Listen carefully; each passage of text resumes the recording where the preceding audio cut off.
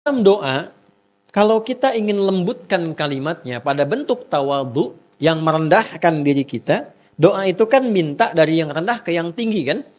Nah maka bagaimana adabnya supaya kita merendahkan, menjatuhkan kepasrahan kita kepada yang punya segalanya. Maka Nabi mengajarkan satu kalimat dalam bahasa Arab namanya Allahumma. Okay? Maka adabnya ketika diucapkan Allahumma itu jangan meninggi. Catat kalimat ini ya. Seseorang yang semakin meninggi, Allah pasti rendahkan serendah-rendahnya. Tapi ketika seorang hamba merendah, Allah angkat-angkat setinggi-tingginya. Itulah kenapa Allahumma itu penting sebagai adab yang mengajarkan pada kita dan mengkonfirmasi kalau berdoa, rendahkan dulu diri kita dan merasakan bahwa kita ini butuh. Gitu. Dan itu sudah fitrah. Anda mau jadi pejabat pun setinggi apapun pasti berdoa. Presiden aja berdoa kok. Orang kaya sekaya apapun pasti berdoa juga. Minimal doa supaya kekayaannya bisa terjaga gitu kan. Ya, butuh juga kan. Orang berilmu sepintar-pintarnya berdoa juga. Artinya mengkonfirmasi dia butuh. Nah jangan dibawa status sosial itu. Tuh. Anda kalau mau kerja, ya public figure ataupun siapapun, ya apapun aktivitasnya pasti kan doa dulu kan. Nah doa itu jangan terlalu tinggi. Ya Allah aku mohon ya mudahkan urusanku hari ini. Nah itu masih umum. Kalau sudah Allahumma itu merendah. Allahumma rendahkan diri kita. Oke, satu.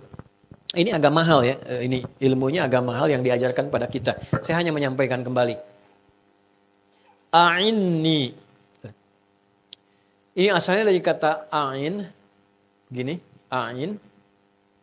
Kemudian ditambahkan nun. Sambungkan dengan kepasrahan diri. Nunnya ini nunul wiqayah, penyambung untuk menguatkan jiwa. Maksudnya apa? Kalau berdoa, mesti yakin. Koneksikan diri kita dengan Allah sepenuhnya dan hadirkan keyakinan. Jangan ragu. Bagaimanapun jawaban Allah, terserah Allah. Yang penting saat minta mesti yakin. Itu dulu poinnya. Ya, satu, ada sifat rendah. Merendahkan diri kita. Merendah diri itu hanya pada Allah ya. Kalau pada makhluk rendah hati. Rendah diri itu hanya pada siapa? Allah. Karena kita merendahkan diri sepenuhnya. Sujud itu kan menapakkan yang terhormat di kepala ke lantai. Itu kan perendahan diri sepenuhnya. Rendah diri di kalangan manusia tidak boleh. Karena itu lambang dari pesimis untuk manusia. Tapi rendah diri di hadapan Allah itu kehormatan. Iblis itu menjadi iblis ketika tidak merendahkan dirinya. Disuruh sujud dia nggak mau. Disuruh sujud dia menolak. Baik ya? Nah kita bedanya dengan makhluk tadi, kita diminta merendah, kita merendah. Adab doa, rendahkan dirimu sepenuhnya. Yang kedua, hadirkan keyakinan sepenuhnya. Dan koneksikan, sambungkan diri kita sekhusyuknya. Minta dengan khusyuk, yakin punya Allah, sampai merasa punya Allah. Di berdoa itu jangan cuma di sini, maaf. Jangan cuma di lisan. Sambungkan kalimat doa itu sampai terasa pada jiwa, sampai ke sini. Ya, sampai kita merasa doa itu hadir pada jiwa kita, sampai di sini. Di tiga ini ya, ini penting sekali. Ini hal yang paling dasar, jangan sampai begini. Nanti setelah diajarkan, Anda tanya, Ustadz saya sudah minta kok nggak dikabulkan. Yang saya khawatirkan, bukan masalah permintaannya, adabnya hilang. Ini nggak ada. Baik ya, jadi yang pertama, rendahkan diri kita. Yang kedua, hadirkan keyakinan pada jiwa kita dengan seyakin-yakinnya bahwa hanya Allah yang mampu mengabulkan doa ini. Bukan yang lain. Baik ya? Yang ketiga, koneksikan diri kita sepenuhnya dengan Allah.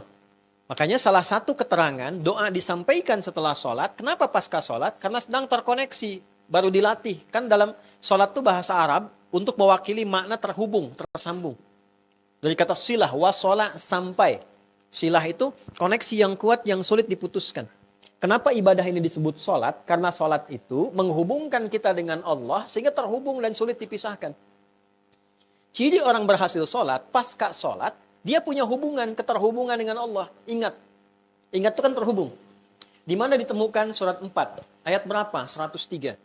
فَإِذَا قَضَيْتُمُ الصَّلَاةَ Maka jika Anda telah tuntas mengerjakan sholat, فَذْكُرُوا cepat terkoneksilah. Kalau Anda berhenti di sini, فَإِذَا قَضَيْتُمُ الصَّلَاةَ Jika Anda telah menyelesaikan sholat, ini makna yang pertama, ada orang yang hanya sholat untuk menyelesaikan kewajiban formalnya saja. Dia tak peduli apakah khusyuk atau tidak.